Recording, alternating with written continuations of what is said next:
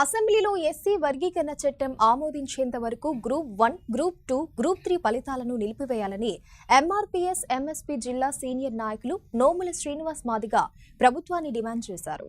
జయశంకర్ భూపాలపల్లి జిల్లా కేంద్రంలో MRPS MSP జిల్లా ఇన్ఛార్జి చంద్రమౌళి మాదిగ ఆధ్వర్యంలో నిర్వహిస్తున్న రిలే నిరాహార దీక్షలు రెండవ రోజుకు చేరుకున్నాయి. రెండవ రోజు రిలే నిరాహార దీక్షలను ఎంఆర్పీఎస్ ఎంఎస్పీ జిల్లా సీనియర్ నాయకులు నోముల శ్రీనివాస్ మాదిగ ప్రారంభించారు. అసెంబ్లీలో ఎస్సీ వర్గీకరణ చట్టం ఆమోదించేంత వరకు గ్రూప్ 1, గ్రూప్ 2, గ్రూప్ 3 ఫలితాలను వెంటనే నిలిపివేయాలని ఎంఆర్పీఎస్ ఎంఎస్పీ నాయకులు డిమాండ్ చేశారు.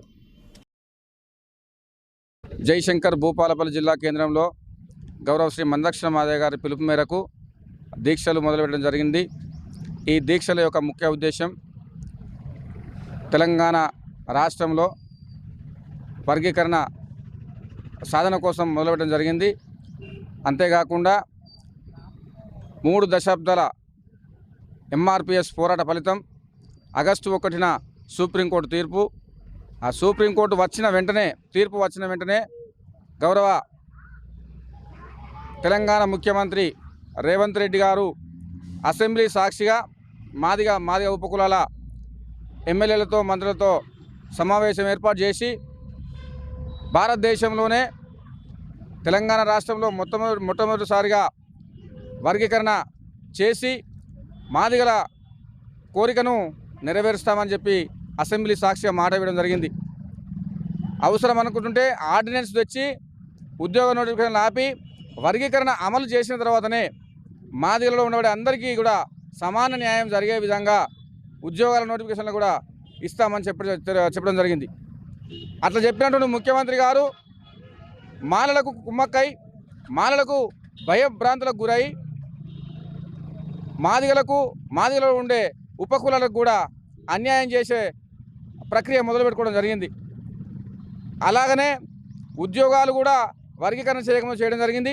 ఇప్పుడు ప్రస్తుతం వర్గీకరణ అంశాన్ని పక్కకు పెట్టి అసెంబ్లీ సమావేశాలు మొదలు కాకముందే మళ్ళా గ్రూప్ 1, గ్రూప్ 2, గ్రూప్ 3 అదే కాకుండా ఇంకా ఉన్నటువంటి గవర్నమెంట్ ఉద్యోగాల విషయంలో ప్రకటన చేసే విధంగా ముందుకు వస్తూ ఉన్నారు. అయ్యా ముఖ్యమంత్రి గారు, మరి మా మాదిగల పట్ల మీకెందుకు ఇంత చిన్న చూపు ఉన్నదని మేము అడుగుతా ఉన్నాం. మాదిగల పోరాటం మాకే కదా మేము ఇవ్వనేది. వేరే మాకు రిజర్వేషన్లు పెంచమంటలేము, వేరే ఇంకా మీ ప్రభుత్వం నుండి మాకు ఏది ఇవ్వమంటలేము.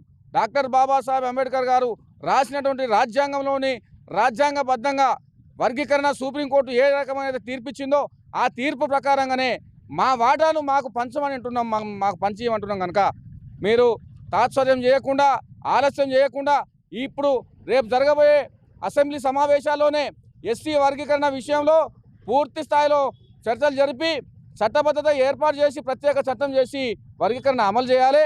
వర్గీకరణ అమలు చేసిన తర్వాతనే ఈ గ్రూప్ 1, గ్రూప్ 2, గ్రూప్ 3 ఈ ఉద్యోగాలు ఏవైతే ఉన్నాయో వాటిని కూడా ప్రకటన చేయాలని చెప్పి మేము తెలియజేస్తా ఉన్నాం.